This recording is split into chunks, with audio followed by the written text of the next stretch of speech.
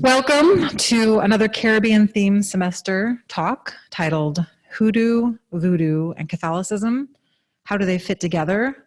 What are they? What is the truth behind these African traditions and religions? Mambo Amanda is a priestess in Haitian Voodoo. She is also a conjure woman and initiate in the Temple of Witchcraft. She is the co-owner of Three Crows Conjure, an online store dedicated to handmade hoodoo products. She also directs the Occult Masterclass, an online learning platform for occult topics. She traveled to Haiti in 2018 and was initiated into the Asan tradition of Haitian Voodoo as a Mambo. She has been teaching the occult to others since 2007. We are pleased to welcome Amanda Keith.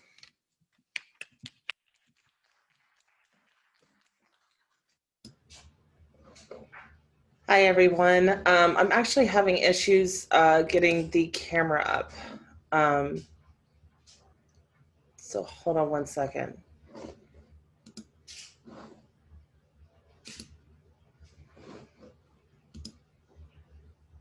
There we go. Hi, everyone. So thank you for having me for today. Today we're going to be talking, I want to thank Dr. Christine Bentley for contacting me and reaching out, and just everybody at MSSU for having me. So a lot of people don't really know what is voodoo, what is hoodoo. A lot of people don't even know what these topics are, especially even in the occult traditions. There's a lot of theories, there's a lot of Hollywoodizations of what this culture is. And exactly how does Catholicism fit into these traditions, these practices? So we'll get a start on that. Let's see.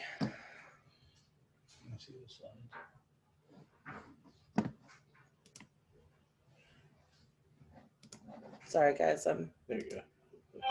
Okay.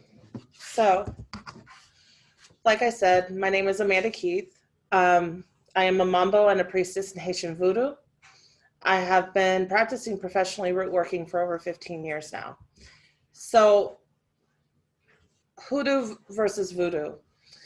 Really, all of these practices really start from the motherland, from Africa, mainly from the regions of the Congo, western coast of Africa, such as Benin, Yoruba, Nigeria, Ghana, Ghanaian. So a lot of these, and it really, the heart of Voodoo really started in Benin. And it varies from city to city, from tribe to tribe. You know, they do things differently. Both practices, and I will say this, are centered around ancestor veneration and working with the natural forces of the universe, of the world.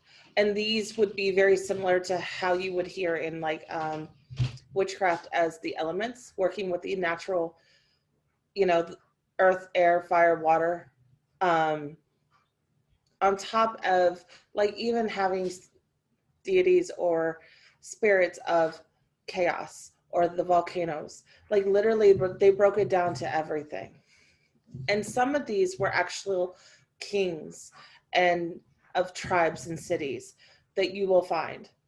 So, and really the birth of these traditions started with the transatlantic slave traditions. And I'm talking about Haitian Voodoo and I'm talking about Hoodoo. Now, the Voodoo, African Voodoo is very different than, and it will vary from each Voodoo because there's Voodoo in all over the Caribbean. And they're kind of like cousins because they had to adapt to the areas around them, not necessarily because they couldn't have what they had at home. So literally the slave trade started around 1662 to 1807, and then in the Caribbean. And then in the New World, it started in 1619 to 1808. So what is Hoodoo? Hoodoo is a system of magic created in southern part of the United States from the need to live and overcome horrific situations in order to have freedom. African influences, Christianity influences, Native American influences, and even some European witchcraft, especially around the New Orleans area. I will tell you, a lot of people confuse New Orleans voodoo even with Haitian voodoo or the African voodoo. So there are different types, and there are similar spirits in each tradition, or you could say they're like cousins, that lead into that. But you'll see like puppets and stuff.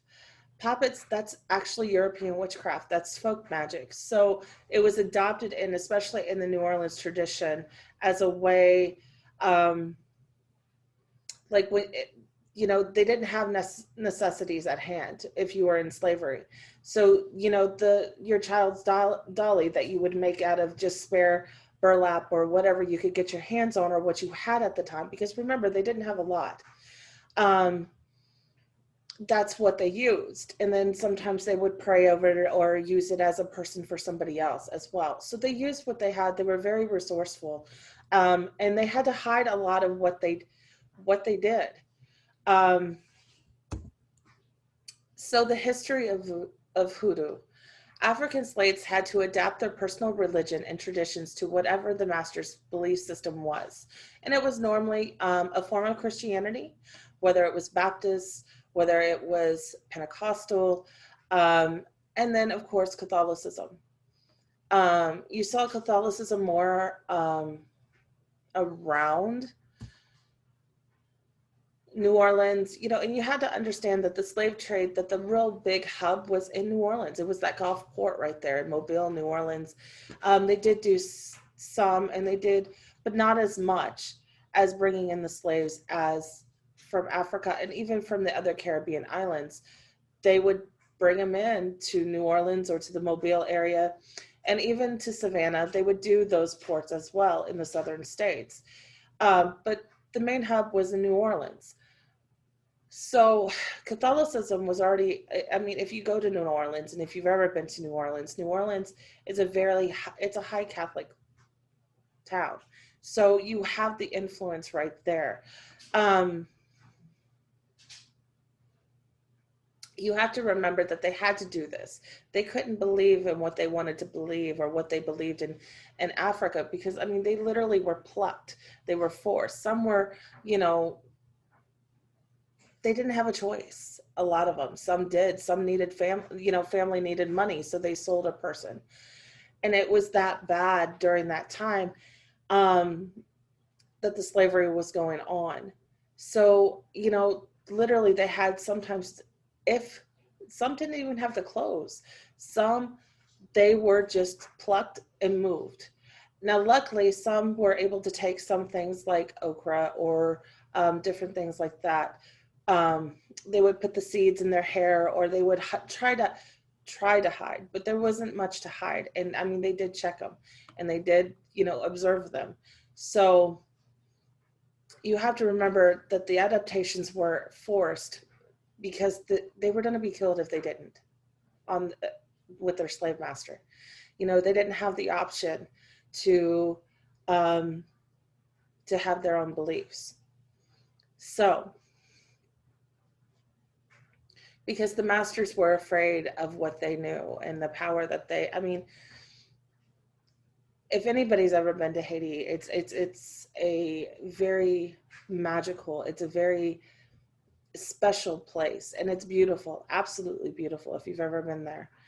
And so, if you really look at the African culture, a lot of people are afraid of it because it is different. It is, and I hate to say it, sometimes personal beliefs got in the way. So, and that's what happened during this, with the masters. They were forced to do that. Because of this, slaves had to adapt and evolve their beliefs and relearn the surroundings, including herbs, plants, what they had to use, even to heal their own when they got sick. They even had to learn language, and some didn't even learn full English. They learned it over time. And even reading was, that was even unheard of. and adopting to Christianity as their religion in order to honor their own African spirits.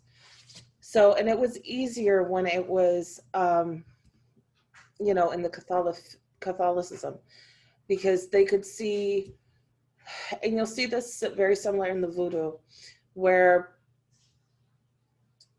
they would see a statue of Moses, and they would see the snake staff, and they have a serpent spirit. There's a serpent Loa called Dambala, the Dambala Widow, and he's a serpent.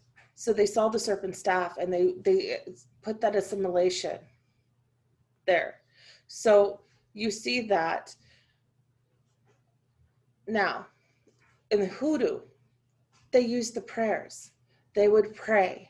They would really go through and read the Bible, and also had their system of beliefs and working with them and what they could adapt. But they would even use the hymns to communicate, to say, hey, you know, meet us in the woods, meet us, we're gonna have a meeting, or we're gonna go, we're gonna escape, we're gonna try this. But they wouldn't say it. You know, sometimes, yeah, they did whisper messages, but a lot of it was hidden in the hymns. And they had to really listen and learn how to communicate and have a different perspective. Also, each plantation, each house that had a slave or a group of slaves, it was different on how they communicated and how they did things. So, you know, that's where you get different Hoodoo traditions and different, how things just differed. And it was a way of life. It was a way of how they lived. So with this practice, there's multiple ways of doing things. They had to use what they had and available, which was not much at all. They really had to lean on learning. So these are some of the following ancestors. I wanted to, and some of them you may know, are the ancestors of Hoodoo, and that practitioners today in modern Hoodoo, we do honor the ancestors, because without them, this work would not be here. Without them and without the sacrifices that they had to go through. I mean, the long hours that they had to work. And I mean, sometimes they would work them straight, 24 hours straight, depending if it was, you know, what time of year, what did they have to do, you know, what was the harsh conditions. You have to understand that they were just objects. They were just owned. They didn't have a lot of rights. So some of the ancestors that have overcome some of the struggles and tribulations and everything that they've gone through, Harriet Tubman, you know, a lot of people know Harriet Tubman and what she did in the work of the Underground Railroad, but a lot of people don't realize that she did do conjure. She was a prophet. She would have dreams because she got hit in the head when she was a little girl. I think it was about the age of 6 years old. She got hit in the head by, I believe it was her master at the time, through I believe an iron at the head. I'm trying to remember all the story, but literally Harriet Tubman, because of that, would have prophetic dreams. And those prophetic dreams, she would know how to, and sometimes who to help, where to go, how to walk through the woods. Because, I mean, you have to understand, she didn't have a map.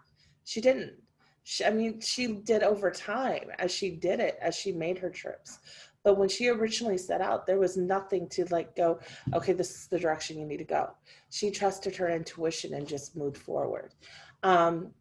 There's Caroline Dye. She was also known as Aunt Caroline. She was a root worker, I believe late 1800s, 1900s. You have Marie Laveau. Everybody calls her the Voodoo Queen of New Orleans, but Marie Laveau was actually a conjure worker. Not really a Voodoo queen. She was New Orleans Voodoo, which is more what you would hear plantation Voodoo. There are different types. So Marie Laveau is very highly respected. She is a very powerful ancestor to work with. And she is, I mean, to this day. So if you ever go in, and if you're lucky to get into a tour of St. Louis One Cemetery in New Orleans, I highly recommend to go and pay respect to her. Also, Sally Glassman, Mambo Sally Glassman has a shrine to her by her Botanica. So Dr. John Montier is the original Dr. John of New Orleans. And there's been many Dr. Johns after him, but Dr. John Montier was actually originally a slave, and he actually bought himself his own freedom. But he was said to be a prince from Senegal, from his tribe in Senegal. And he bought his freedom, and he was a very wealthy, he was a free Black man that was a very good business owner. He was very wealthy until he was scammed. He didn't know how to read. And so he was tricked and lost everything. You have the great Madam C.J. Walker. She was actually here in Indianapolis. She was the first self-made millionaire Black woman. And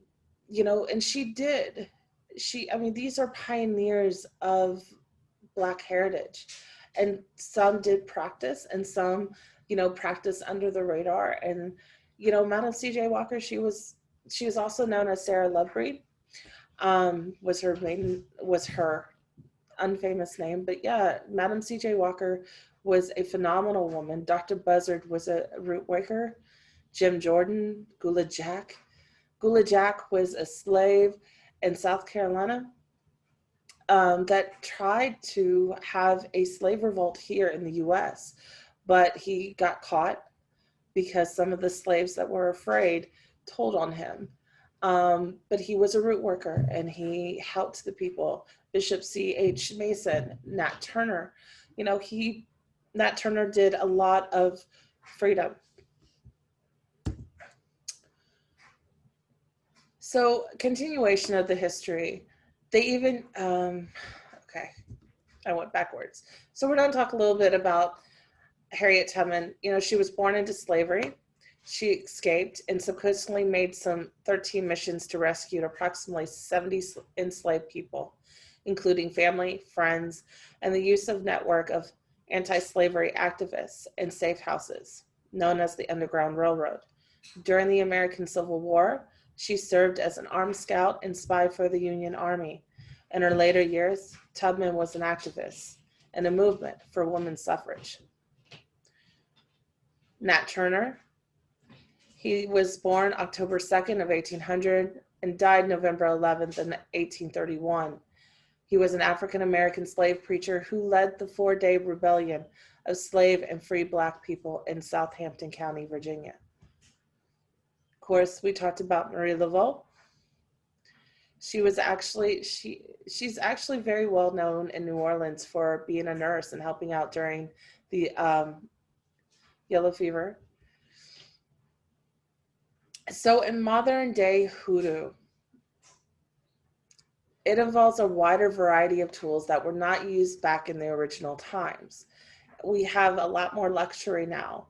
And sometimes has gotten away a little bit from tradition. We've also had to evolve it.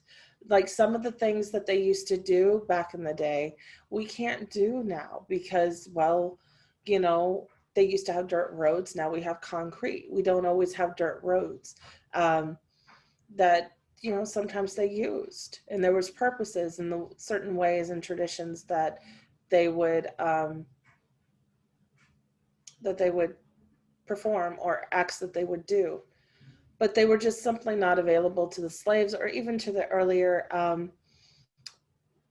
free Blacks that were there, such as candles, incense, essential oils, and these are all products that, we make at the shop today. So we're going to go a little bit into the Voodoo side.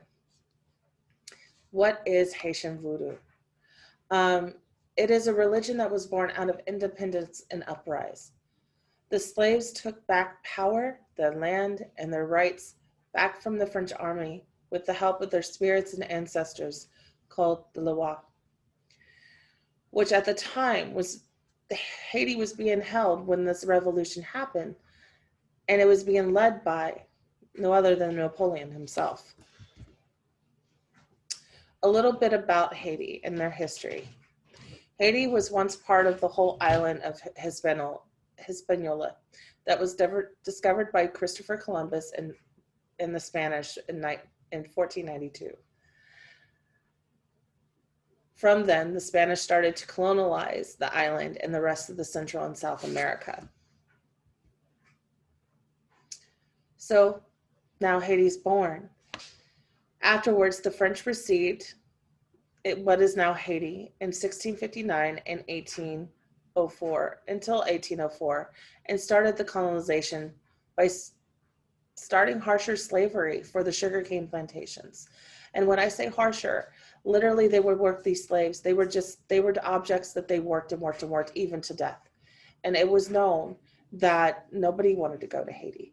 If they heard Haiti, they knew from the talk on the boats, through what they've heard, sometimes you didn't live long. And they had no problem, the whips and chains, and the horrific things that they went through. So because of this, the slaves started going into the mountains, and a lot of the times is where the natives were there. And the native tribes of Haiti are the Tiano, and they are the Arawak. And there were a couple of other tribes as well, but those were the two main ones. And they were the original slaves that were taken in, and then they escaped into the mountains, and then they started the importation. So, and the Haitian Revolution happened on the eve of August 21st in 1791 to January 1st of 1804. This was led by liberated slaves and Toussaint Louverture. So you have to understand that the Voodoo was born out of survival. It was a mixture, a way of creating and obtaining and being able to let their tradition survive by also adapting to their new land and resources. So Voodoo was a gathering of different tribes and beliefs that the slaves had come from Africa. So you have multiple people coming from all over Africa. And with that, you have different dialects, you have different words, different ways of being. None of the tribes are the same. And then you have the practices and knowledges of the native tribes, or even some of the native slaves that were still there, if they were there. The Tiano, the Arawaks, like I said. The natives were the first slaves of the Spanish, like I had said before. They had moved to escape up into the mountains. So with the Voodoo brings change. And now you will see why I keep saying this. August 1791, enslaved Africans to the north rose to the rebellion. Why did they do this? Well, they had had enough. They had called upon their spirits to help bring change, and the change that was needed. In doing so, Haitian Voodoo was born because the Loa, known as Urzuli Dantor, literally came down and physically manifest. It wasn't like she came down as what they call in possession. That's what the Lewa do. They come down and they ride the body of the horse. They call the person the horse. So she literally physically came down as a physical manifestation in flesh and began the Haitian Revolution. And it is, to this day, the only successful slave rebellion to ever win in thanks of these spirits in honor of the Lewa. So the story behind Urzili Danto is they were doing a bonfire and a celebration to start the upheaval, and they were praying and they were calling upon their spirits, and the spirit that came down was Urzili Dantor. And she literally, the story goes that she came down She killed one of the soldiers, the French soldiers, with their own bayonet. She then, kind of gruesome, but she skinned his back, took the skin off of his back, and wrote the Haitian independence, Declaration of Independence. This is a spirit that they know as the Mother of Haiti, okay? So without her, and because of her, they had the freedom and they had won. Now, believe it or not, Voodoo is a monotheistic religion. Contrary to what people believe, they do believe in one God, the great creator. This belief is similar to Catholicism with saints and to angels. Okay, they see the Lewa, they're no different than basically angels. You can see them as angels or saints. The Lewa who help God, they help God with humans and everyday affairs. God is so busy creating the universe, doing his creation, that they are the helpers to help us. They are like the saints, they are like the angels. It's believed God is too busy to deal with the human stuff, so he created the Lewa. So who are they? There's over 400 plus Lewa, and they come from several different nations. Some of the nations are Rada, Nago, Petro, Congo, and the Gede. The Rada is coming from the Dahomey or Fawn people. They're a cooler, they're more older spirits. They're cooler. Doesn't mean they don't get upset, but they are cooler. They're easier to work with. The Nago are, some call the Orisha, like from the Yoruba, or they call them, they were the natives. So a lot of these, and you have to understand, just like over in Africa, some of these were actual living people at one time from Africa that they still brought over and helped in ancestor veneration. Or these are people that made a difference in their community as things evolved over in Haiti. And then some, they're just natural forces. The Congo, of course, spirits coming from the Congo, and the Gede, which are the dead. They're the forgotten dead. So, and I do have different saints here that are associated with some of the Lewa. You have Saint Lazarus, who is associated with the Lewa Papalegua. You have Saint George. He is associated with the Baron or the Gede. You have Saint De La Rosa, which is known as Matrice Mambo Amanda de Home. You have Saint George, the Dragon Slayer, which is of the Nago, and then you have the last saint, which is Izile Freda, or Izile Dantor. So,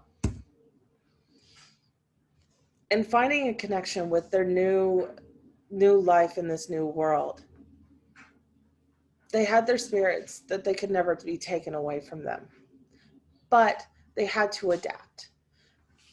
And they, like I said earlier, with the Catholicism, like if they were in the churches, they couldn't go into the Catholic churches, but they could literally see the statues in the churches, because in Haiti they're more open. The churches are open. They're more built more outdoor, and you can see the statues.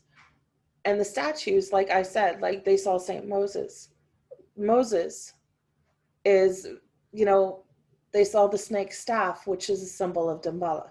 To them, they associated, and they were like, oh, well, I can't pray to Damballa now, but I can pray to Saint Moses, but I'm really doing this. It was a cover-up.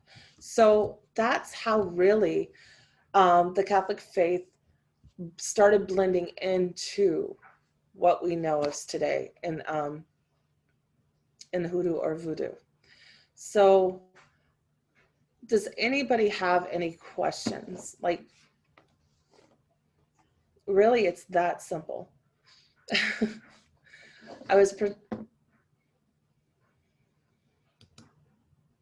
one second. Trying to, so it's fairly common to, I mean, it was an adaptation of why they had to be there. So at this time, if you guys have any questions, please feel free to ask.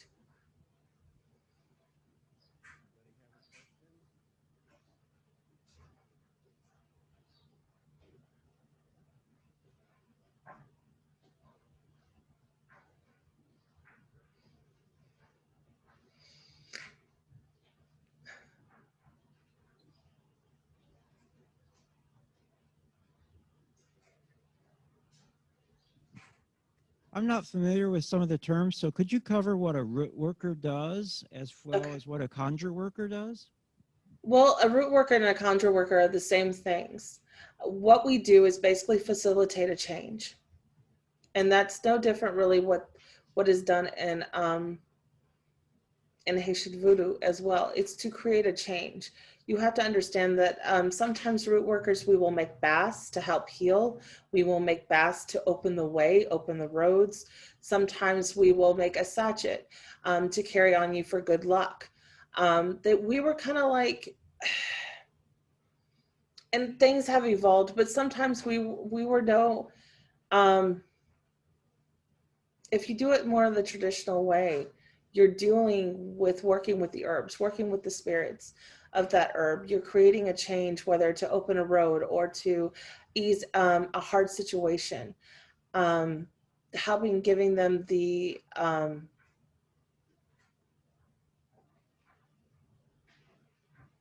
giving them a way to have hope in some of the situations that they had. So that's really what we do. And even today, I mean, I have people coming to me from all over, you know, looking for, you know, to open the roads for them, to have success, to have, you know, many different other varieties. I mean, healing. So it's, oh, I hope that answers your question. For people who are still skeptical about voodoo and hoodoo, what, how would you convince them that we should take these religions seriously? Well, that's the thing is, you know, with people that are skeptical, it's more of the experience. Because I will tell you, you know, a lot of what, and I can speak on Haitian Voodoo, a lot of what they believe in is family, it's community, it's based off of community. It's about singing and dancing and raising the energy that way. It's no different than if you went to church and said a prayer, and then, you know, and some services, depending on what branch of Christianity that you are more active in raising energy than not, or singing and dancing. It's no different than that.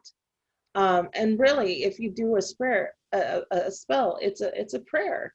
You know, it's no different than a prayer, and you're basically talking to God, and you're talking to, you know, and if you're skeptical, you're gonna be a little more cautious. You're gonna want to see the proof. You're going to, you know, and that happens. I've had people come to me and they're like, it happened almost instantly, but they were open to it. Now, if you're skeptical, you could delay it a little bit more on what comes through, but it's really, I mean, up to you and your belief. Thank you. Yeah, you're welcome. So I was wondering, how do you use the elements and the different directions, directional forces, or, you know, on the compass, what have you, for your work? Well, okay. So how I use and work with the elements, It depends on what I'm doing. Okay. And conjure work, I normally don't. I set my space, I do my prayers, and they're usually Catholic prayers to set a space of holiness and of sacredness right there. Now, and if I'm doing more in that tribal sense, I'll usually do a prayer. I'll set the space. I'll envision. I'll start calling to the Creator, asking them to put up that safe of protection, and then I will start going to the directions. Now, everybody knows north, east, south, west. Well, yes, they are associated with different elements. And this is me kind of doing a little more of taking from my pagan roots, because I've been doing this since I was 13. I mean, I've had my gifts psychically since I was younger, but I started out in witchcraft, and it just kind of evolved. And I will tell you, I would have never thought I would have been a Mambo in Haitian Voodoo. It's a calling, and it's something that found me. But literally, I will take and start in the north and ask the elements of the north, which is earth. To me, I associate earth in that, which is all in the physical. So I'll start going there, and then I'll go in the directions to create that sacred space, to use the forces to kind of aid and protect and guide what I'm doing. Does that make sense? Amanda, we do have 2 questions from our large Zoom audience. If you Okay. could read those and Let me answer see. those. Yeah, absolutely. Okay. How did I become interested in the culture? Well, to be honest, Hannah, I've always been interested in it. It kind of found me. Like I said, I didn't go seeking into this. All this path just kind of happened. It started with Egyptology. I've always been fascinated with the African cultures, and people forget that Egypt is in Africa. It's in Northern Africa, and it started there. But I've always been interested in the African cultures. I think they're beautiful. I think they're fascinating. And then, it expanded as I got older into learning. The voodoo kind of came to me, and it started grabbing my attention. It started pulling me towards that way. And I started doing research, and I started studying, and it was like, okay, it makes sense. It just felt right. So to me, it was kind of like a natural path, kind of like how when you find the right job just kind of lands in your lap. That's kind of how it was with me. How did I personally become associated with Hoodoo? Well, that's actually interesting, considering that Hoodoo, I was born down in North Carolina. My family is very Southern. And a lot of what I did, I didn't even know was Hoodoo. Like, it was just old traditions that my family had done, I had done. And it was like, okay, this is just the way of life. Like I said, it could be, I remember seeing my grandmother come in, and she'd sweep the house front to back. And sometimes they would go and sweep the yards. And I didn't understand why. Now I do. She was sweeping away the negativity and to bring in the good in the mornings. And that's what you did. This is a way of life that sometimes it's like those silly old traditions that you're like, why do we do this? And then this is the reason. These are the folk, what you could sum up as folk magic and traditions, family traditions that have been passed, but they had a root in the South. It had a root in where, this was conducted. So it's a norm. My family is from Alabama. I was born in North Carolina. So, you have all that culture there. And then I'm going to tell you, there's even cultures here in the Midwest that I'm just like, it's unique to that area. So if you pay attention, there is magic a little bit everywhere. You just don't always look at it that way. So.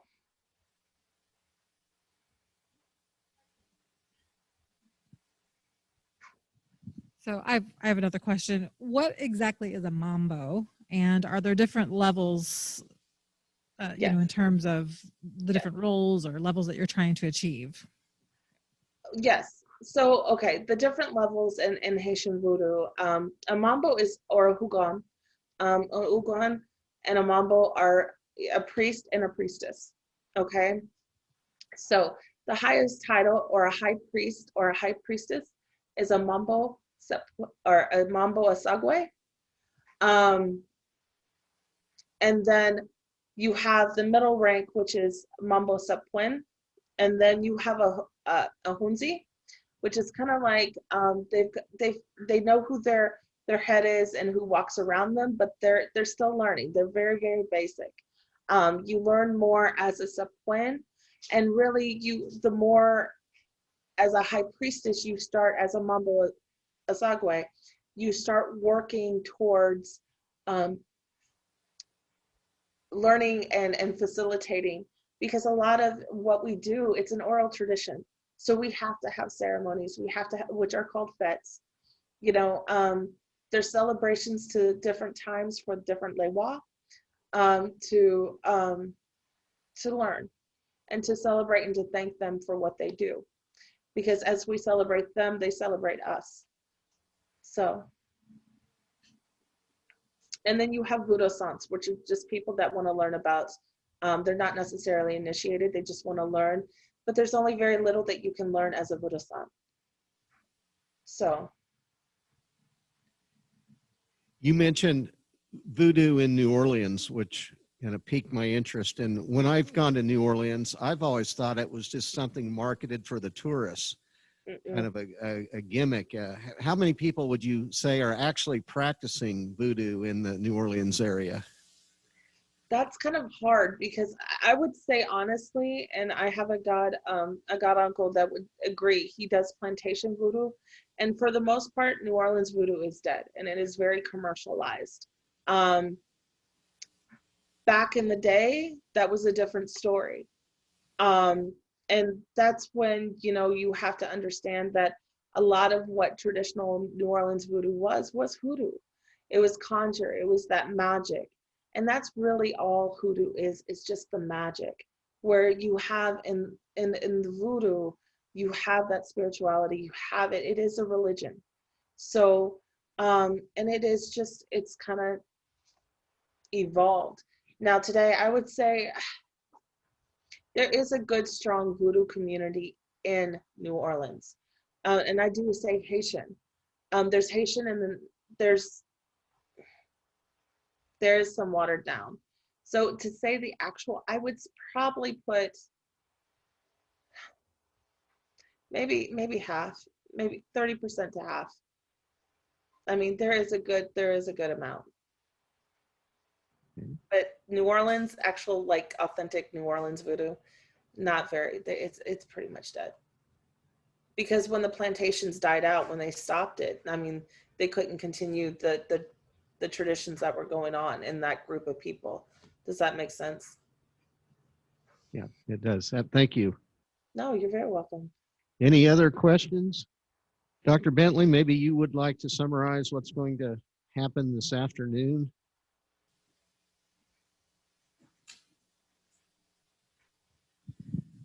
So we're going to have another talk that's limited actually in terms of participation, but at 2 p.m. Amanda's going to give us an introductory talk to what a cleanse is and the process of a cleanse. It's a little bit more specific in relation to our African art collection on campus. And then she will perform a cleanse from a distance with participants here on campus that will sort of follow your instructions, basically. So that will take place in the African art collection on campus. So if anyone's interested, I think we have a couple more spots left. If you're interested in participating, just let me know. So, well, okay. Thank you, Amanda, and we'll see you soon. Yes. Thank you all for having me. Thank you. Well, have a great day. Thank you.